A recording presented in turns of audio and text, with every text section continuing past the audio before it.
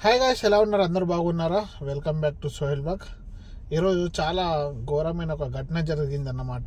మేము ఉండే ఏరియాలో ఎగ్జిట్ నంబర్ 26లో ఒక యూపీ అతనైతే ఆ, ఒక మన బట్టలు కుట్టే షాప్లో ఆయన ఓన్ ఉందన్నమాట. ఓన్గా పని చేసుకుంటాడు.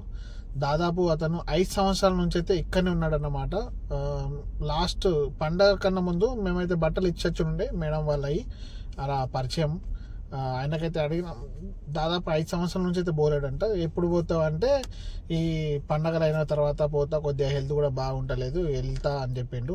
ఇంటికాడ పరిస్థితులు బాగలేవు అని చెప్పిండు. అట్లా కూడా ఇక్కడ ఉండడానికి కారణం ఇంటికాడ పరిస్థితులు బాగా లేకపోవడం వల్ల, ఇంకోటి అయితే ఆర్థిక పరిస్థితులు ఇబ్బందులు ఉండడం వల్లనే ఇక్కడ ఎక్కితే ఎక్కువ మంది ఉంటారు. దాదాపు 5 సంవత్సరాలు ఉన్నాడు. ఇంటికి వెళ్ళే ఇప్పుడు నాకు తెలిసి ఈ ఆగస్టు సెప్టెంబర్ స్కూల్ స్టార్ట్ అయ్యే ముందు వెళ్తుండేనేమో.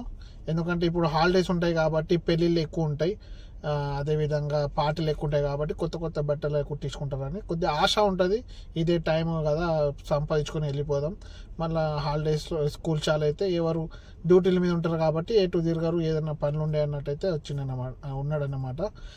అయితే అసలు ముచ్చట ఏంటంటే అతనైతే 3 రోజుల క్రితం నైట్ డ్యూటీ చేసుకొని, అంటే షాప్ క్లోజ్ చేసుకొని రూమ్లో పడుకున్నాడు అనమాట. హెల్త్ మంచిగా ఉండదని అయితే ఏసీ కూడా వాడాడు.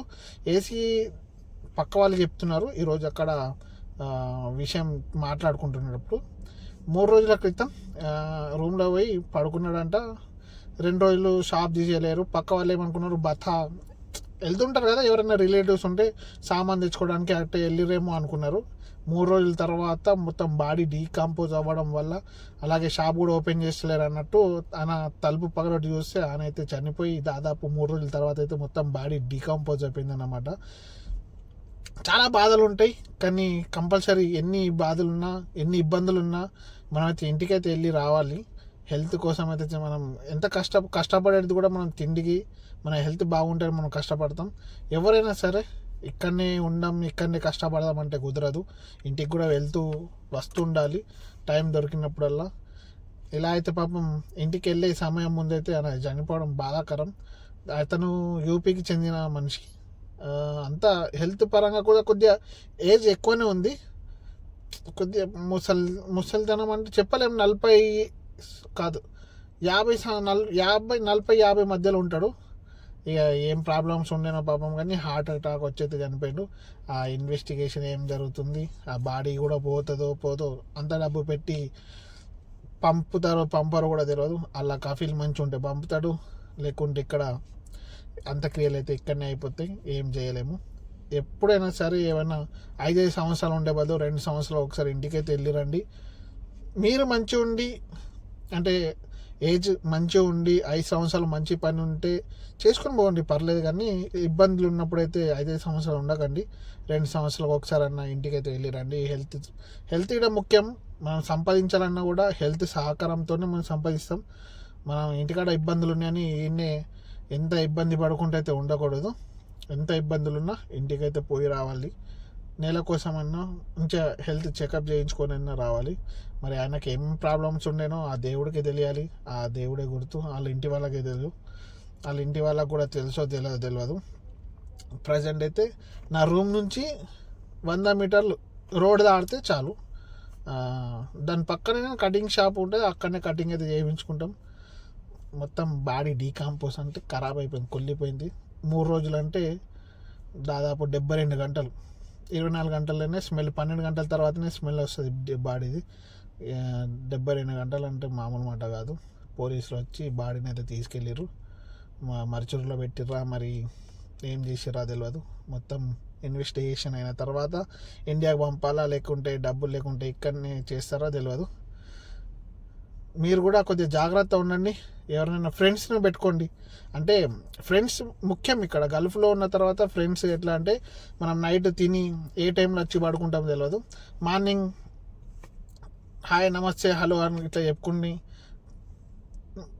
మాట మర్యాద మంచిగా ఉంటే చాలు. ఎందుకంటే రేపటి నాడు మనం కనిపించకుండా ఏడున్నాడని ఫోన్ అన్నా చేస్తాడు, మన వచ్చి తలుపన్నా కొడతాడు. డ్రైవర్లకైతే ఇబ్బంది లేదు, ఎందుకంటే మేడం వాళ్ళు ఎప్పుడు ఫోన్ చేస్తుంటారు కాబట్టి బయట పనిచేసే వాళ్ళకి కొద్ది ఇబ్బంది.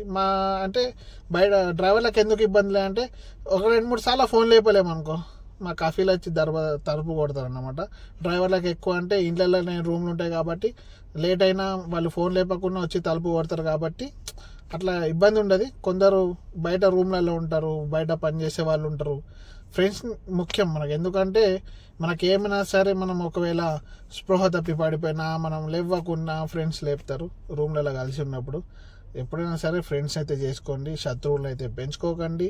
ఎప్పుడు ఏమైతే తెలియదు. ఉన్న 4 రోజుల జీవితాన్ని హాయిగా ప్రశాంతంగా గడుపుకోండి. అప్పులు ఎప్పుడు ఉండేటివే, ఎప్పుడు అయ్యేటివే. 2-3 సంవత్సరాలు ఒకసారి ఇంటికి అయితే వెళ్ళిరండి. నా సజెషన్, మీకు నచ్చితే షేర్ చేయండి 10 మందికి, లేకుంటే లేదు. ఇంకేం చెప్పలేము. ప్రజెంట్ అయితే దాదాపు 3:20 నిమిషాలు అవుతుంది ఎయిర్పోర్ట్కి అయితే వచ్చిన. మా సార్ వాళ్ళు అయితే నార్వే నుంచి అయితే వస్తున్నారు అన్నమాట. రేపు ఫ్రైడే, వెళ్ళేసరికి ఏ ఆర్ అవుతుందో తెలియదు, ఎందుకంటే వాళ్ళు పికప్ చేసుకొని లగేజ్ వచ్చిందాక వాళ్ళు వచ్చి రాలేదంటే ఇంకా ఫోన్ అయితే రాలేదు. ముందు అయితే నాకు తీసుకొచ్చి అయితే కూర్చుండబెట్టారు. ఆ విషయం పక్కన పెడదాం. ఇప్పటిదాకా మాట్లాడుకున్న అయితే జాగ్రత్త ఉండండి. గల్ఫ్లో ఉన్న వాళ్ళు ఏ కంట్రీలో ఉన్నా సరే, ఏ దేశంలో ఉన్నా సరే, ఇండియాలో ఏ మూలకు ఉన్నా సరే అందరితో కలిసిమెలిసి ఉండండి. ఎవరితో ఇబ్బందులు పెట్టుకోకండి.